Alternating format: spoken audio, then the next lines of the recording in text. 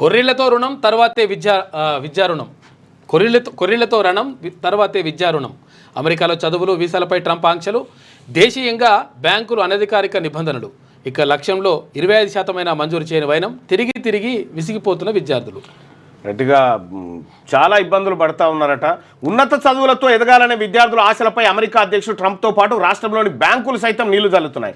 ముఖ్యంగా వీసాల జారీపై, part time ఉద్యోగాలపై అమెరికాలో విధించిన ఆంక్షల కారణంగా విద్యా రుణాల మంజూరుతో పాటు గతంలో తీసుకున్న వాటిపై తిరిగి చెల్లింపులపై బ్యాంకులు ఒత్తిడి చేస్తూ ఉన్నాయి. బ్యాంకులకు కూడా ఫస్ట్ బ్యాంకుల సంగతి ఏందో తేలాలి. బ్యాంకులు ఎవరికి రుణాలు ఇస్తూ ఉన్నాయి, ఎంత రుణాలు ఇస్తున్నాయి, డిపాజిట్లు ఎవరికి పోవాలి, 85% తన లోకల్ పరిధిలో ఖర్చు పెడుతుందా లేదా చూడాలి.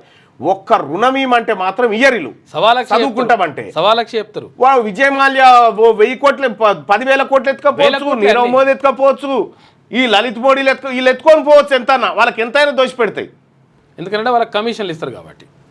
ప్రపంచ పొగాకు వ్యతిరేక దినోత్సవం అంటే ఇవాళ ఏంటి అలా చూస్తున్నామంటే బాంబులాగా కనిపిస్తున్నట్టు ఈయన మాకిరెడ్డి కార్టూన్ ఉంది ఇక్కడ. ఇప్పుడు ఇది ఏది రాజీవ్ వివేకాసానికి సంబంధించి కూడా వాళ్ళు ఏది సిబిల్ స్కోర్ కావాలి.